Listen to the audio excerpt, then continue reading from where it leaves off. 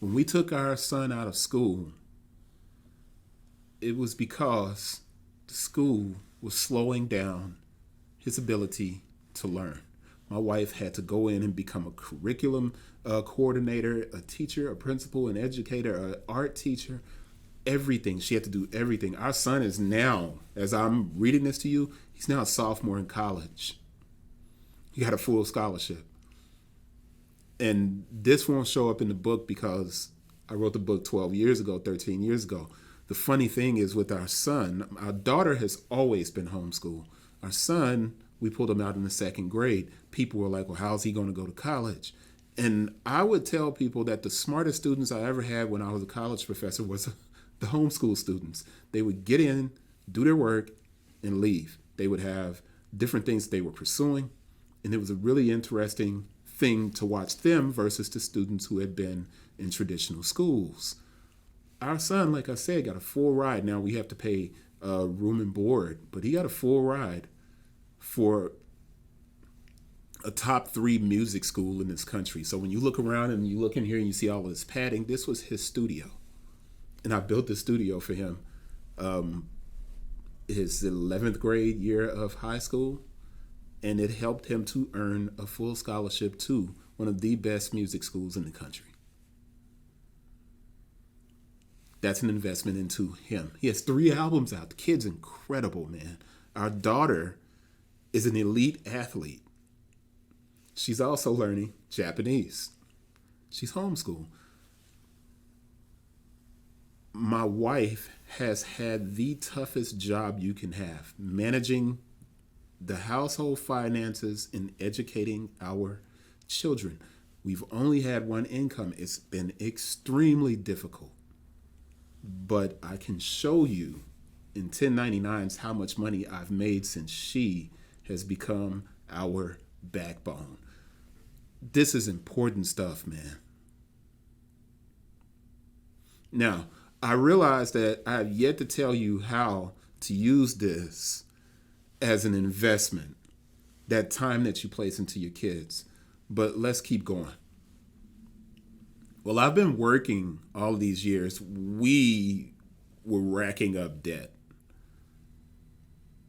But as our son has been able to be homeschooled, we've been able to take a bunch of the ideas that we generated over this time, because remember, 1 hour to wealth is literally taking 1 hour a day, even if it's in 15-minute chunks, to just kind of brainstorm and come up with different things that you can work on to improve your life.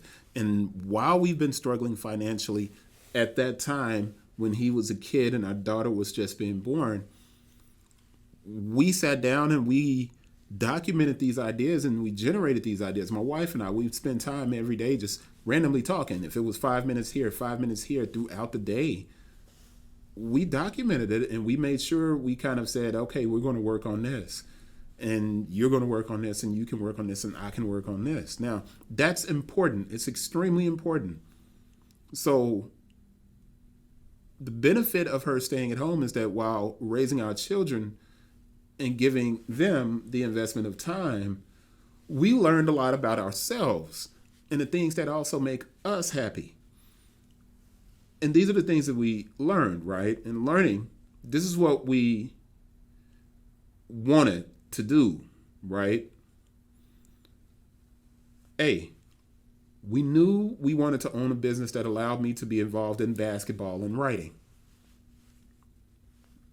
B, we knew we wanted to own a business that allowed LV to write, read, and use her counseling skills.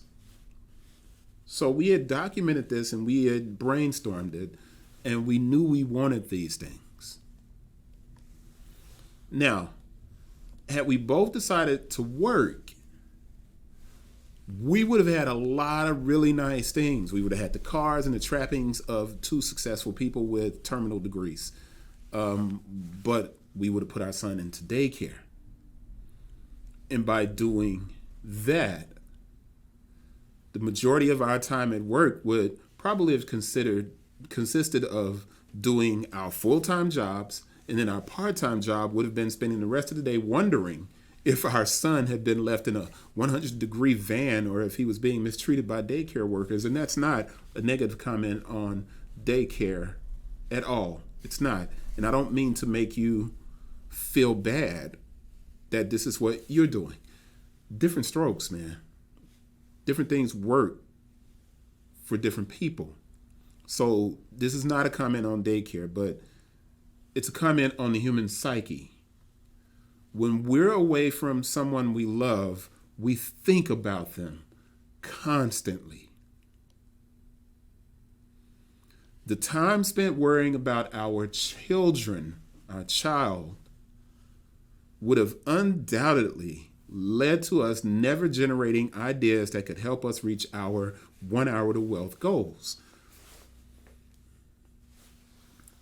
By my wife staying at home and choosing to be a homeschool teacher, educator, household person, by her staying at home, it allowed us the ability to create businesses and ideas. It was a struggle, though. I really have to say that. Investing in your future is about putting money to the side. We know that. All right? We know that. But honestly, I have to ask, how many people out there have put money to the side right now? Probably not a lot. We found this out during the pandemic and the quarantine when so many people, they had to put a moratorium on evictions because so many people couldn't afford to live for 3 months during that quarantine. This is not going to be your ordinary book. If you're I can see as I post this how many people are looking. It's like 10 or 15 people that are reading or listening to these videos. It's not a lot of people. But for those of you who are following along, this is not going to be your ordinary book at all. This is going to be a realistic look at becoming wealthy.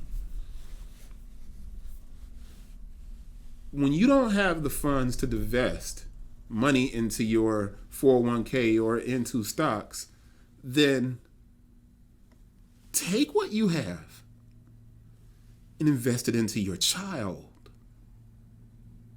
Yeah, I know you're not going to be able to retire. You're probably going to be a Walmart greeter. Maybe I'll even end up being a Walmart greeter at some point.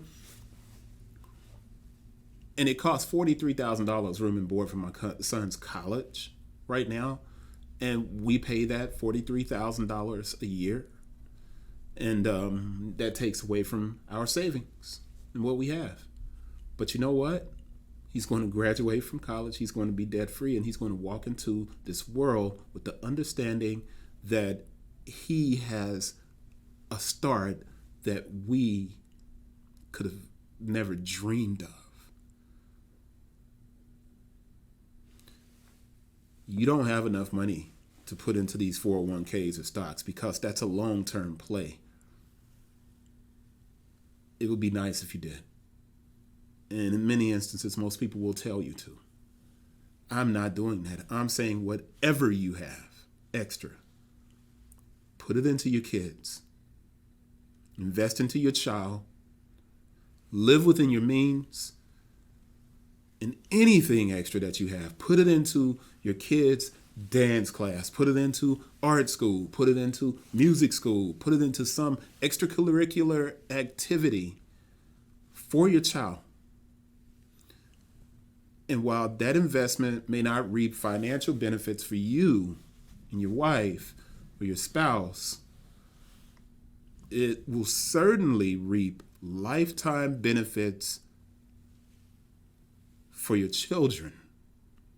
And during this time that you're investing in your child, you'll be able to begin developing your own plan for financial wealth. You'll get your time. When you have children, your life is no longer yours.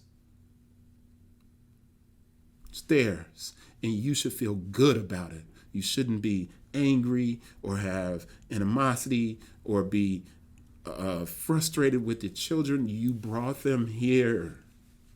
It's your job to make sure they are loved and given every opportunity to be successful. I don't really understand when these like super rich people say, I'm not giving my children anything. I understand what they're saying, but for the life of me, I don't understand why you would want them to have to struggle the way you did. There is struggle in what they are going to have to go through. It's a completely different struggle than what you went through. Just because we are giving our kids everything, that doesn't mean that they aren't facing difficulties.